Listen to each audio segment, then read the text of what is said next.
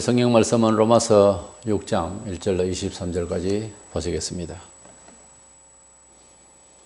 그는 이제 우리가 무슨 말을 하리요? 은혜를 더하게 하려고 죄에 거하겠느냐?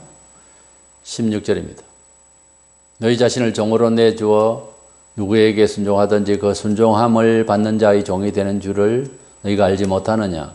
혹은 죄의 종으로 사망에 이르고 혹은 순종의 종으로 의에 이르느니라. 21절. 너희가 그때 무슨 열매를 얻었느냐? 이제는 너희가 그 일을 부끄러워하나니 이는 그 마지막이 사망임이라.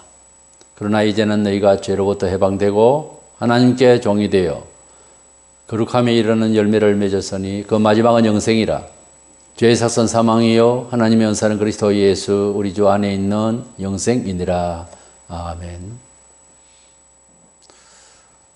사도 바울은 본 로마서 6장을 통해서 예수를 믿어서 죄사함 받은 자로서 그 존재감, 그 정체성을 제대로 깨닫고 새로워진 존재의 감각으로 잘 살아가야 할 것에 대해서 다짐을 해주고 있습니다.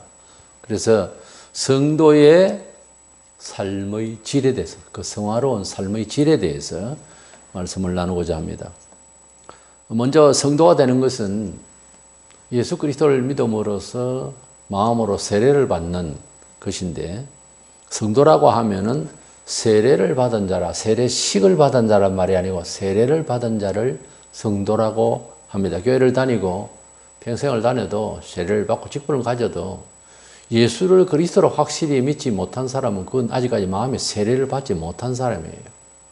그래서 할례도 마음의 할례를 받으라고 한 것 같이 신약의 세례도 세례식이 중요한 것이 아니고 마음에 정말 세례를 받아야 합니다. 세례라고 하는 밥티조라고 하는 이 말은 물속에 담고 무엇을 씻는다는 그런 뜻이에요. 그래서 세례식이 세례라는 말이 아니고요. 그래서 세례식은 마음에 예수님을 믿는 그 마음을, 이제 그 믿음을 표시하는 거예요. 세례식이라고 하는 것은. 베드로전서 3장 21절에 모든 예수 그리스도께서 부활하심으로 말미암아 이제 너희를 구원하는 표니 곧 세례라. 이는 육체에 들어온 것을 제하여 버리면 아니요 하나님을 향한 선한 양심의 강군이라. 그래서 세례식은 예수를 믿는 믿음을 사람들 앞에서 표로 이렇게 씻는 것처럼, 못을 씻는 것처럼, 그래서 물로서 적셨어. 집내교에서는 물에 완전히 몸을 담그기도 하는데, 물에 담겨서 그런 표시를 하는 것도 좋죠. 그러나 그것이 죄를 없이 하는 건 아니에요. 어떤 그 의식이 그러하여금 얼마나 오래 그 감각을 지니게 할지는 모르지만은 그 물에 잠그고 안 잠그고가 중요한 게 아니라 예수님을 구주로 정말 뼛속 깊이 그렇게 확신을 하는 것이 중요합니다. 장로교에서는 주로 이제 약식으로 머리에 3번 물을 이제 적시는 용도로 표시니까 어차피 마음에 예수님을 믿어야 되겠죠. 예수님을 믿는다는 말은 첫 번째로 뭐가 중요하냐면 예수님이 내 죄를 위하여 돌아가셨다 하는 사실을 믿어야 됩니다. 예수님을 믿는다 하면서 예수님은 십자가에 돌아가시면 사회적으로 어떤 모범된 죽음인가 하나의 사건으로 기억하면 안 되고 내 죄를 위해서 직접 돌아가셨다는 거죠. 그 말은 내가 어떤 죄인인가를 알아야 되겠죠. 내 죄를 위해서 돌아가셨다고 하면서 무슨 죄인인지를 모르는, 요즘 젊은이들 보면 미안합니다. 뭐가 미안한지를 몰라요. 뭐가 미안한데 물으면 구체적으로 답을 못 합니다. 뭐가 하나님 앞에서 죄가 되길래 예수님 나를 위해서 돌아가셨냐고 물으면 답을 할 수 있어야 되는 거예요. 예수님 내 죄를 위해 돌아가셨다. 그거를 종달테스트처럼 외울 것이 아니고 무슨 죄가 있어서 그렇게 돌아가신 나를 알아야 되는 거예요. 본문 3절에 무릇 그리스도 예수와 합하여 세례를 받은 우리는 그의 죽으심과 합하여 세례를 받은 줄을 알지 못하느냐. 우리 예수께서 십자가에 돌아가심으로써 우리 죄를 위하여 이제 희생의 제물로 돌아가셨습니다. 그 주님이 십자가에 돌아가신 것은 당신의 그 어떤 사고로 못 박혀서 처형됐다. 이것이 아니라 우리 죄를 대신해서 돌아가셨다는 거예요. 지금 여기에 있는 우리 자신들을 위하여 대신 처형을 받았다. 그렇게 이해를 해야 되는 겁니다. 그렇게 믿어야 마음의 세례를 받는 거예요. 세례가 무슨 뜻이었어요? 적셔서 씻음을 받는다는 말 아닙니까? 예수 그리스도의 보혈, 예수 그리스도의 죽으심, 그 현장이 내 죄를 씻어주는, 내 죄를 없이 해주시는 하나의 대속, 대신 속해주는, 값을 치르시는 역사적 사건이었다.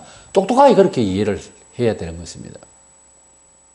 주님이 돌아가실 때 그냥 사건으로 죽었다. 그 말이 아니고 내 모든 죄를 위하여서 못 박혀 돌아가심을 확실히 믿으면 죄에서 해방되는 마음까지도 받을 수 있어요. 어떤 사람은 교회 와가지고서 예수님을 믿는다. 뭘 믿습니까? 그래도 뭐 그냥 죄 때문에 고민하다가 자살을 해버리는 수도 있어요. 예수님을 믿는 것은 그게 아니에요. 예수님이 십자가에 돌아가실 때 내 죄를 못 박았다. 그래서 예수님이 대신 다 죄를 안고 가셨다. 희생되셨다. 이것이 정말 믿어지고 감사하면요. 부활이 함께 믿어집니다. 생명이, 죄에 대한 해방감이 함께 온다는 거죠. 근데 교회에 와서 철학을 하는 사람이 있다니까? 예수님이 모범적으로 죽으시고 나도 희생적이고 착하게 살다 가야지. 이런 식의 철학적인 생각을 가지고 예수의 죽음에 대해서 이해를 하고 있어요. 그건 아닙니다. 보면 어제를 만일 우리가 그의 죽으심과 같은 모양으로 연합한 자가 되었으면 또한 그의 부활과 같은 모양으로 연합한 자도 되리라. 이런 말씀이 있습니다. 예수께서 십자가에 돌아가실 때 내가 거기서 못이 박혀야 되는데, 사형을 받아야 되는데, 주님이 못 박히실 때, 당장 지금 선고가 됐어요, 내가. 근데 못 박혀야 되는데, 거기에 십자가에 달리실 분은 예수를 끄집고 와가지고서 못을 박았다는 거예요. 현장에서. 그랬을 때 내 죄를 위하여 대신 돌아가신 사실 자체를 확실히 믿으면은 주님이 부활하신 것도 나의 부활을 확정해 주는 것으로 믿어진다는 거죠. 그러니까 예수님이 내 죄를 위하여 고맙게도, 너무 고맙게도 대속의 죽으심을 대신 죽어주신 형벌을 받아주신 그것이 뼈아프게 그렇게 뼛속 깊이 감사하며 믿어졌다면 부활을 함께 믿어지는 것입니다. 이 본문에 그랬잖아요. 예수와 함께 십자가에 못 박히는, 내 죄가 못 박히는 것이 마음에 확실히 믿어지면 부활하심도 우리에게 확실히 믿어진다는 거죠. 8, 9절에 만일 우리가 그리스도와 함께 죽었으면 또한 그와 함께 살 줄을 믿노니 이는 그리스도께서 죽은 자 가운데서 살아나셨으며 다시 죽지 아니하시고 사망이 다시 그를 주장하지 못할 줄을 알미로라. 예수께서 십자가에 돌아가실 때 내 죄를 위하여 돌아가셨으면은 반드시 우리가 또 주님이 부활하심 같이 우리도 부활 생명을 받는다라고 하는 것이 함께 믿으라가 아니고 믿어진다는 거예요. 요는 예수님이 십자가에 돌아가심이 내 죄를 위하여, 그만큼 죄를 회개해야 된다는 거예요. 죄를 위하여 돌아가심이 사무치게 믿어져야 되는 거예요. 믿어지려면 내가 죄인인 줄 알아야지. 난 별로 죄가 없는데 영락 없이 부활을 잘 못 믿고 있을 거예요. 내가 죄가 많다라고 생각을 하고 평소에 일상에 처음부터 예수를 그렇게 믿으면 나는 반드시 부활한다는 것을 믿게 되어 있어요. 천국 재림을 소망하는 그런 신자가 됩니다. 그런데 죄를 깊이 회개하지 않냐고 믿는다 하는 사람은 내세 지향적인 철학이 부족해요. 그래서 그리스도인답게 살기 위한 인내도 부족하고요. 화낼 것도 안 해버리고 고소할 것도 다 해버립니다. 내세를 확실히 믿고 부활 영생을 믿는 사람은 딱 정비를 합니다. 회개를 그만큼 하게 돼 있어요. 회개를 그만큼 한 사람은 그만큼 인내가 필요함을 압니다. 내세가 있음을 압니다. 상이 있음을 알아요.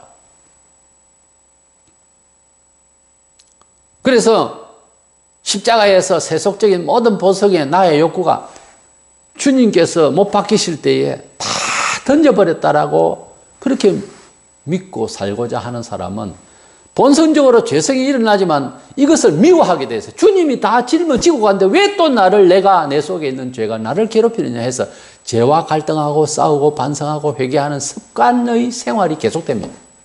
그런데 그게 안 돼 있는 사람은 멍청하죠. 예수님 2000년 전에 내 죄 때문에 돌아가셨단다. 그래가지고 우리는 잘 살면 된단다. 이딴 식으로 생각합니다. 그러니까 천국을 바라보면서 상급을 바라보면서 주의 일을 할 생각이 별로 없지. 안 됩니다, 그게 일이. 왜냐하면 삶의 심적 동기가 그렇게 유발하지 않는데 어떻게 그 하나님 나라를 위해서 지금 당장도 못 살겠는데 내세를 위해서 사느냐 이렇게 되는 거예요. 회개를 얼마나 하느냐에 따라서 그 마음이 바뀝니다. 왜냐하면 회개한 만큼 부활을, 겸손한 만큼 영광을, 이게 정비례하는 거예요. 회개한 만큼 주님을 사랑한다고 되어 있어요. 회개를 많이 하는 사람은 주님을 많이 사랑하게 되어 있습니다. 주님을 많이 사랑한다는 건 내세지향적인 그런 인생의 철학의 목표가, 그리고 목표가 선하니까, 목표가 영원이니까 방법도 세속적인 그런 간사한 그런 근시안적인 방법을 취급하지 않죠. 예사롭게 안 삽니다. 하나님 나라에 적합한 방식으로 살려고 하죠. 바로 성경적으로 살려고 애착을 갖게 되는 거죠. 회개한 만큼. 바울은 말하기를 고린도서 5장 17절에 그런즉 누구든지 그리스도 안에 있으면 새로운 피조물이라. 이전 것은 지나갔으니 보라 새 것이 되었도다. 사도 바울이 누굽니까? 유대인의 율법사로서 맞으면 잘 나가던 사람입니다. 이 사람이 예수님을 만난 이후로 변화된 것은 여러 가지가 있겠습니다만은 그가 가지고 있는 직업이나 위치나 이런 거 전부 다 놓쳤어요. 다 버렸죠. 오히려 그런 거 가지고서 잘난 척하다가 사람을 죽이는데 가편 투표하고 그가 사악한 사람인 줄 나중에 알았어요. 율법주의자들 세계에서는 뭐 최고였습니다. 그렇지만 예수 안에 들어버리니까 세상적으로 생각하는 그런 것들이 아니거든요. 우리가 교회 생활을 하면서도 크게 어느 날 회개를 하고 나면 교회 사회가 완전히 다르게 보이고 사회가 달리 보입니다. 내가 지금까지 어떤 식으로 살았느냐는 것이 크게 반성이 되어져서 고개를 완전히 숙여서 겸손하게 됩니다. 사도 바울이 살아가고 있던 사회의식이 바뀌니까 완전히 사회가 다르게 보이는 거예요. 보라, 새 것이 되었도다. 이 말은 와, 나는 완전히 다르게 보이네 그 말이에요. 이런 고백이 우리 모든 성도에게 있어야 합니다. 예수 믿으면 세상이 완전히 바뀌어 보여야 되는 것입니다. 역사관, 가치관, 삶의 인생관이, 우주관이, 내세관이, 삶의 모든 전반의 문화생활에 대해서 모든 게 마트에 가서 물건을 사더라도 완전히 다르게 보여야 돼요. 어느 것이 선택하는 것이 좋은 것이. 하나님 영광 중심. 그게 무슨 하나님 영광 중심. 정신이 안 되니까 그런 게 안 보이죠. 그러나 회개하고 은혜 받고 난 뒤에 마트 가보세요. 다릅니다. 물건 찝는 것도 달라요, 사람이. 그렇습니다. 그럴 리가 있나? 아니에요. 그럴 리가 있어요. 모든 사회 구조에 적응하는 게 다릅니다.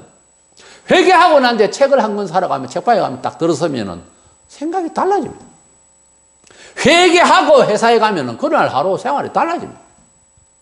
회개하고 여행을 가도 달라집니다. 어디를 가야 더 유익하고 하나님 보실 때 좋고 나에게 좋을까? 이런 생각을 하게 된다니까요. 그럼 회개가 없고 교만 덩어리 그대로 있으면 그저 세상에 생각하는 대로 손익을 따지고 그거밖에 몰라요. 그게 뭐 잘못됐다 할 사람도 없죠, 세상에서. 잘한다 하겠지. 그러나 회개를 하고 나면은 그런 취사 선택이 달라진다니까. 영안이 열려서 구별력이 있어요. 세례식을 받기 전에 이 세례가 뭔지, 예수 그리스도의 보혈의 그 죽으심을 통하여 내가 세상으로 살아가는 본성의 모든 목적과 가치관이 완전히 그 이념이 완전히 변화를 받아서 동에 새에 써문 것 같이 완전 다른 식으로 세상을 이해한다는 거죠. 그것이 진정한 세례교인입니다. 세례교인이라고 하는 것은 다른 말로 세례받은 성도라고 하는 것은 그렇게 인생관이 완전히 뒤집어져 180도로 바뀌어 있는 사람을 말하지 교회 다니는 사람이다. 1년 돼서 이렇게 세례받는 그게 아니에요. 그래서 뭐 세례를 받기 전에 세례가 뭔지를 알고 있어야 되고 세례받은 사람도 진정한 세례를 내가 못 받았구나 싶으면 그 참 바른 세례를 받기 위해서 기도 많이 해야 됩니다. 믿는다 하고 말만 하고 그러면서 주님을 위하지도 않아요. 뻔한 답이잖아요. 그 믿는 거 아닙니다. 믿으면 그리스도를 위하여 삽니다. 원래. 그리스도에 의하여 그리스도를 통하여 살아가는 처세가 아니라 그리스도를 위하여 사는 사람이 된다니까요. by Christ가 아니고 for Christ로 인생관이 바뀝니다. 그것이 세례받은 사람의 정신세계예요.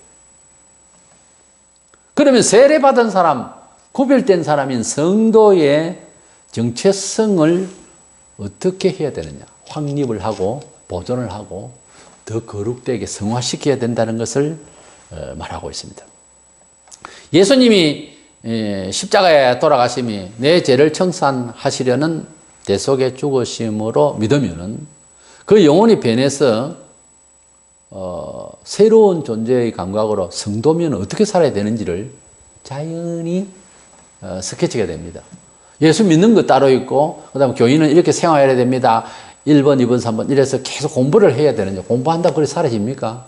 신앙은 양심의 자유가 움직이는 일이기 때문에 안 해도 세상은 안 잡아갑니다. 그래서 교회에서 교육을 많이 한다고 해서 그 사람이 하나님 백성답게 살아간다. 그건 미지수예요. 무슨 말인가 하니까 교육은 그렇게 살아가는 방법에 있어서 약간의 경험들도 이야기해주고 해서 그런 테크닉 차이지, 사실은 중생하면 성경을 읽고 어떻게 살아야 되는 내용에 대해서 다 모르니까 교육을 좀 받지만은 중생하고 성령의 감화를 받기 위해서 회개 운동이 계속 되어지는 가운데서 삶을 아직 들어보지도 않았지만은 하나님 백성다움의 삶은 이럴 것이라고 하는 선하고 착한 면모가 보이게 되어 있습니다. 진정으로 세례를 받지 않은 사람은 가르쳐도 그렇게 못 살아요. 별로 가르침도 없고 학문도 없던 초기 한국 교회는요, 참 사회에 덕이 됐습니다. 왜? 성령의 감화를 위해서 날마다 회개했거든. 밭에서 일하는 사람이 죄를 지면 얼마나 짓겠어요. 그런데도 밭에서 밥 매면서도 눈물로 회개하고 그랬던 시절이 있었거든요. 죄를 회개한다고. 그 단순한 문화생활의 그 농경사회에서도 그렇게 죄를 회개 많이 했어요. 사람이 무인도에 죄도 하나도 없이 애 낳아서 키웠다 해도 속에서 죄가 일어난다니까요. 늘 회개가 필요한 게 인간이에요. 농경사회에서 문화생활이 다양하지 않던 시대에도 죄는 있더라 그거죠.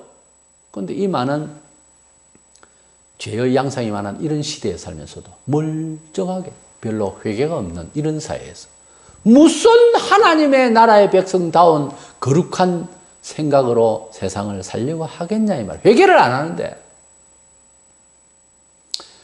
거룩한 백성이 되고 그런 사람으로서 살아야 되겠다라고 하는 마음을 가지게 된 성도는, 성령받은 성도는 첫 번째로 죄에 대해서 적대심을 가집니다. 이것이 사회적으로 볼 때 세속적인 모양이고 별로 안 좋다 이런 딱 하니 직시를 하면서 취급하지 않으려고 하는 기질이 있습니다. 그러나 회개치 아니하고 세례를 진정으로 마음에 받지 않은 사람은 이게 세속적인 건지 아닌지 잘 구별 안 가요. 그런데 거룩한 영을 지배받는 사람은 딱 보면은 대략 그래도 표가 납니다.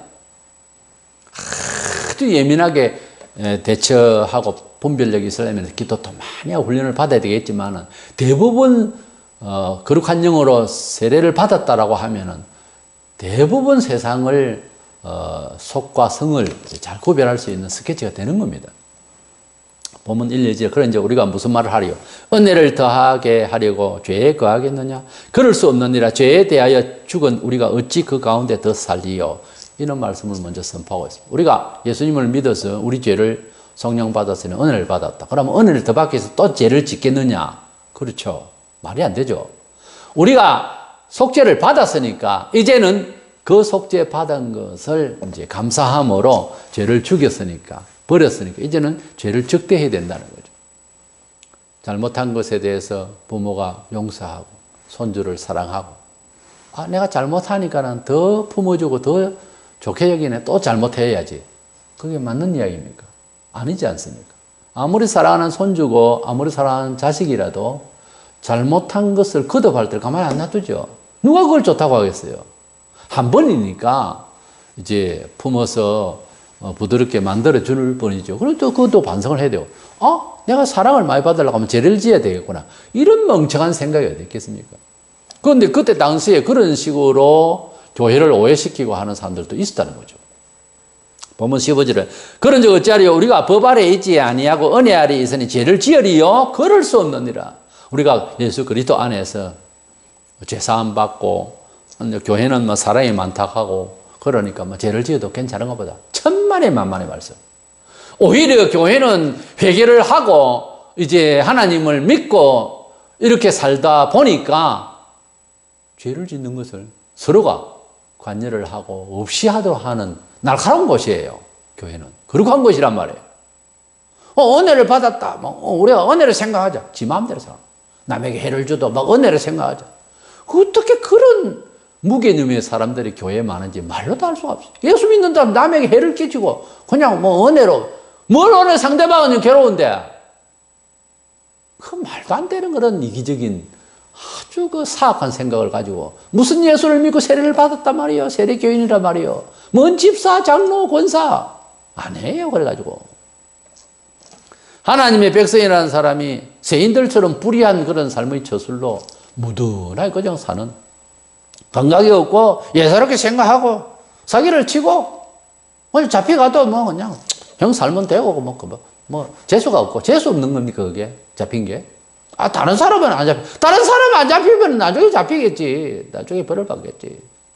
어떻게 그 재수가 없는 겁니까? 불법을 행해놓고 잡혀놓고. 그런 식으로 살아가는 세속의 사람들의 그 어두운 영하고 별반 차이가 없는 그런 신자들이 교회 안에 수두룩합니다. 그게 무슨 세례를 받은 사람이야. 그게 무슨 성령으로 새롭게 된 사람이냐 이 말이야. 바울처럼 보라 새 것이 되었다. 나는 세상을 새롭게 보인다. 이럴 수 있는 자격이 있냐 이 말이에요. 사도행전 17장 16절에 보면은 바울이 아덴에서 저희를 기다리다가 온 성에 우상이 가득한 것을 보고 마음에 분하여 그런 말을 했어요. 아테네 갔다가 바울이 우상을 많이 보면서 분을 느꼈다고 그랬어요. 이 분한다고 하는 파락시노라고 하는 글을 보면 자극하여 긴장을 가지게 하다 이렇게 돼 있어요. 이게 약간 좀 부정적인 그런 시각적으로 느껴지는 예민함이죠. 그러니까 우상을 보고 죄를 보고 세상의 어떤 불의를 보고도 덤덤한 이런 보통 사람들과 달리 그 우상을 보고 그 죄를 보고 그 허물을 보고 그 엉뚱한 짓을 보고 긴장이 되어지는 자극을 받는다. 이게 성령의 사람으로 살아가는 세례받은 영혼들의 감각입니다. 그런데 우리는 어떻습니까? 오늘날 가족이나 형제 자식이나 목사 가족도 엘리 제사장처럼 사랑하니 그러면 안 돼. 막 그런 의도고 따끔하게 나무라지도 않고 자식을 그런 식으로 그냥 이 사회에 살고 그러면서 무덤하게 그냥 그리고 내가 가지고 있는 임하고 있는 이 사회와 국가를 위하여서 불의가 일어나는데도 그럼 가만히 있고 그러면 안 되죠. 우리는 감각을 살려서 적개심을 가지고 죄에 대해서 지적을 하거나 은행으로서 의를 추구하는 그런 표현이 필요한 겁니다. 바울이 우상의 도시에서 격분을 느끼는 그런 마음이 우리에게 있어야 됩니다. 그냥 그 사람 우상숭배 하네. 그 사람 그런 죄를 짓고는 이런 식으로 그냥 관심도 없고 무관심으로 살아가는 이거는 세례받은 영혼의 하나님 앞에서 새로워진 성도들의 본래 모습은 아닌 것입니다. 예수께서는 유대 사회가 비록 종교문화적인 사회로 구성을 가지고 살지만은 그냥 그들이 사회생활 속에서 잘못된 것을 지적했습니다. 세례 요한도 사회 부도덕을 지적했으면 그러다가 두 분 다 그렇게 돌아가시게 된 거예요. 우리가 예수를 믿는다고 하는 예배당이나 왔다 갔다 하고 찬송이나 하고 하는 것이 아니라 우리가 관계 속에서의 삶을 지적할 건 지적하고 지적하려니까 내가 회개를 해야 되거든요. 지적 못하는 것은 내가 회개가 안 돼서 그래요. 본인이 회개를 확실하게 하고 습관처럼 하면 다른 사람들도 돌아서기를 원하는 간절한 마음이 생깁니다. 죄의 허무에 빠져있는 세상을 불쌍히 여기게 돼 있다 이 말이에요. 관심을 갖게 돼 있고 표를 하게 돼 있어요. 아무런 관심이 모르겠다. 이건 아니에요. 자기 영혼을 모르겠다는 거하고 똑같은 이야기예요. 살아있는 영혼, 성령이 움직이는 영혼, 생명의 영이 움직이는 영혼은요, 죽어 있는 영혼을 보면 불쌍히 여기고 관심을 갖게 되어 있습니다. 그것이 맨 처음 전도고, 그것이 권면이고, 그것이 그리스도인의 대화의 내용이 되는 것입니다. 그것이 바로 세례받은 영혼, 살아있는 영혼의 본 모습인 것입니다. 평소에 그래요? 이래서 우리가 하나님의 백성으로서 성도라고 하는 이 정체성의 그 본질상 첫 번째 나타나야 될 내용이 죄에 대해서, 불의에 대해서 적개심을 갖는다는 겁니다. 스스로에게, 타인에게, 사회에게. 그래서 항상 방지책을 생각하고 기도하고 그러는 겁니다. 그 동시에 이제 두 번째로 뭐가 있냐면은 의에 대해서 아주 간절해요. 죄에 대해서는 거부하지만은 의에 대해서, 생명의 열매에 대해서, 하나님의 은총에 대해서, 하나님 나라에 대한 적합한 삶의 제목에 대해서는 아주 간절하죠. 별로 뭐 교회에 대해서 뭐 관심도 없고, 하나님 뜻에 대해서도 별로 뭐 알고 싶은 생각도 없고, 자기 이건 망치겠다는 겁니다. 그건. 우리가 죄에 대해서 적개심을 가는 동시에 반등해서 하나님 나라와 의를 사모하게 되어 있는 것이 살아있는 영혼의 실체입니다. 그렇게 해야 되고 또. 죄에 대해서 적개심을 갖는 것은 곧 의에 대해서 간절함을 동시에 갖게 되는 거죠. 우리는 제가 무엇인지 깨닫지 못할 때에는 세속의 모든 삶을 그냥 함께 무던하게 살아갔죠. 그것이 바로 죄의 종의 생활이었습니다. 그러나 그리스도 안에서 들어와 보니까 그것은 사람을 망치게 하고 허무하게 하고 열매도 없는 인생살이의 방법이었고 정서였다고 하는 것을 알자. 예수 그리스도 안에서 살아가는 살 수 있는 길, 그리고 좋은 열매를 맺는 길, 보람 있는 인생을 이 세상 살이 자체에서도 방향을 많이 바꿔놔 버렸어요. 여러 가지 방법이 있어서 하나님의 말씀대로 살기를 우리는 이제 추구하게 된 거죠. 이것이 바로 그리스도인이 된, 세례받은, 영혼을 성령으로 새롭게 치유받은, 거듭나게 한 성도들의 정신세계입니다. 본문 6절에 우리가 알거니와 우리의 옛사람이 예수와 함께 십자가에 못 박힌 것은 죄의 몸이 죽어 다시는 우리가 죄에게 종노를 하지 아니하려 함이니. 우리가 예수를 믿는다라고 할 때 십자가에 돌아가신 예수님을 그림을 생각하면서 환상적으로 나를 위해 돌아가셨다. 그래서 어쨌다는 겁니까? 내 죄를 못을 박았다 그 말이에요. 아프게. 그러니까 이게 죄스럽다, 불의하다, 세속적이다 하는 것은 절대적으로 적개심을 가지고 방어를 해야 된다 그 말이에요. 예수님이 십자가에 못 박아 죽었다는 것을 그러면 종교적 상식으로 이렇게 이해하는 것이 아니라 실질적으로 실감 있게 내 죄를 위해 현장에서 못을 박았다는 거예요. 내 죄를. 그래서 생각했을 때 다시는 내가 망하게 되는 세속법을 방지해야 된다 하는 것이 자연스러운 거죠. 그리스도인은 단순히 속죄받고 마음을 편안하게 갖는 무슨 타 종교인 것 같은 그런 자기 영혼이나 달래고 감정이나 달리고 하는 그런 것이 아니고요. 죄에 대해서 고민하다가 보니까 종교가 이렇게 생겼는데요. 예수 안에서 죄를 해결을 했다고 하는 확실한 믿음의 체험이 믿음이 되었다면 그 영혼은 이제 그리스도의 교훈대로 살아서 의의 열매를 맺기 위해서 생명 철학을 도입합니다. 대신 죄된 것은 세속적인 겁니다. 한마디로 말해서. 그러나 의의 생명의 열매를 내가 악착같이 찾고자 하면, 거룩한 열매를 찾고자 하면 하나님의 진리대로 사유하고, 그리고 성령의 감화를 받아서 느끼고 지각을 사용하려고 하게 되어 있죠. 살아 움직이는 영이 되는 거죠.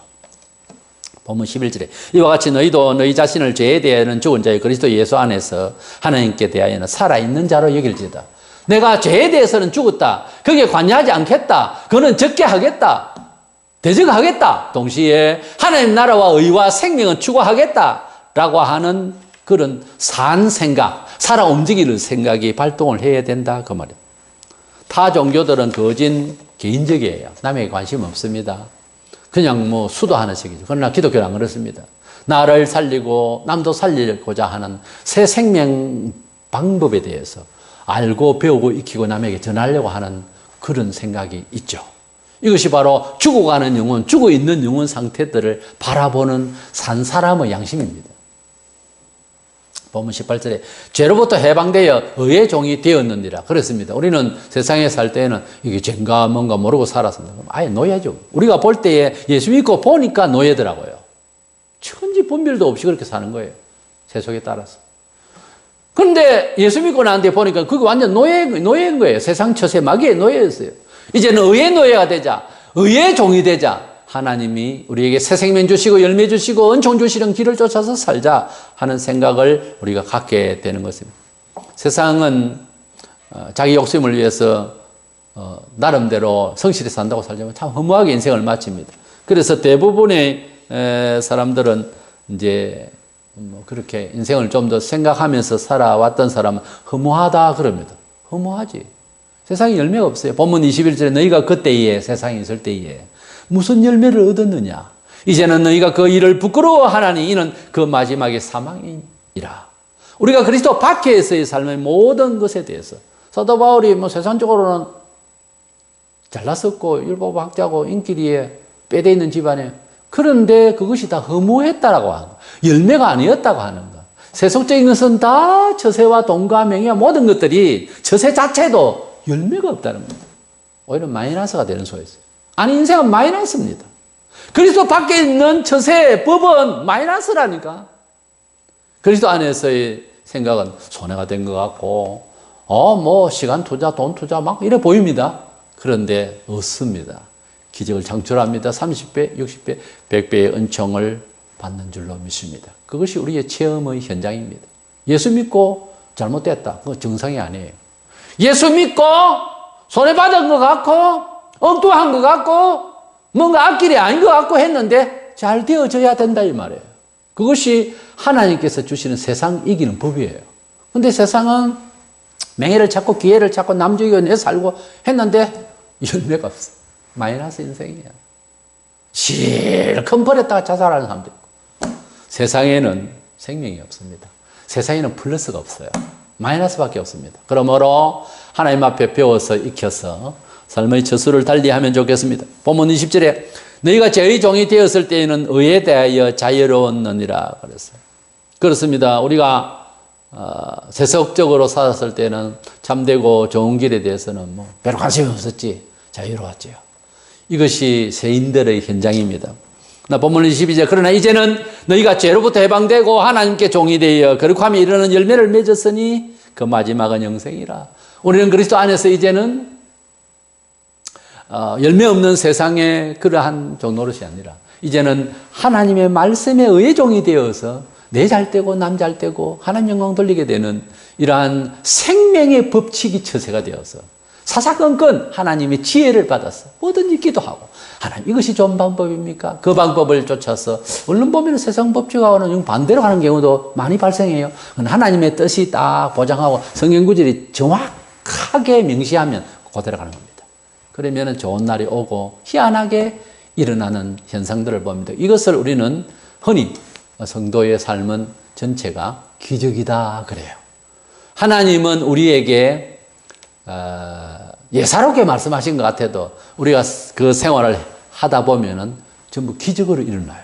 근데 원래는 그게 기적이 아니고 일상이 돼야 됩니다. 주여 우리에게 삶의 법칙이 주의 뜻대로 살아서 기적이 일상이 되게 하여 주시옵소서. 이런 기도가 차원 높은 기도죠. 하나님의 뜻대로의 삶을 추구하는 것은 세상적으로 보면 굉장히 손해가 되는 경우가 발생합니다. 심지어. 그래도 조금 지나면 많이 얻습니다. 오히려.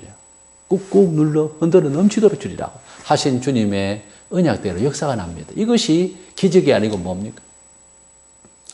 23절에 제 이삭은 사망이고 제 열매는 사망이고 하나님 은총 그리스도 예수 안에 있는 영생이라고 했습니다. 우리는 영생과 우리는 의의 열매를 받게 된 그런 삶의 자녀들입니다. 이제는 우리가 세상에 열매 없던 그 허무한 세상의 법칙과 목적과 처세를 떠나서 우리 하나님께서 배려하시고 이미 설정해 놓으시고 천국까지 이르게 하시는 깃대를 꼽아놓고 우리를 기다리시는 그 길을 쭉 갈 때에 비록 세상이 여러 가지 조변 섞게 하고 이슈가 있고 해도 그게 흔들리지 말고 하나님 말씀 가운데서 지혜를 받고 하나님 말씀 가운데 철학을 하고 하나님 말씀 가운데서 지각을 넘치게 받아서 주의 뜻대로 처세를 잘 해나가는 또 혹시 나의 일상에 이 한 가지 선택에 있어서 성경 구절에 이런 내용이 없을까 찾아보고 딱 명시하면 성경 구절대로 말씀대로 그대로 행하려고 하면 불안도 하고요. 모험심도 필요하고요. 기다림도 필요하고요. 갈등도 오고 참아내야 하기도 하고요. 여러 가지 경우가 발생합니다. 핍박도 있고요. 당장의 손해를 보는 경우도 발생하고요. 그래도 주님이 우리에게 베푸신 선의의 뜻이 참 생명의 길로 내가 믿었거든. 그러면 그대로 실천을 하는 겁니다. 그러다 보면은 좋은 날이 오고 은총의 날이 오는 줄 알고 우리 성도들의 삶의 질적, 성화적 삶, 그리스도 안에서의 삶을 잘 살아서 은총을 받아서 누릴 수 있는 저와 여러분 되시기를 축원합니다.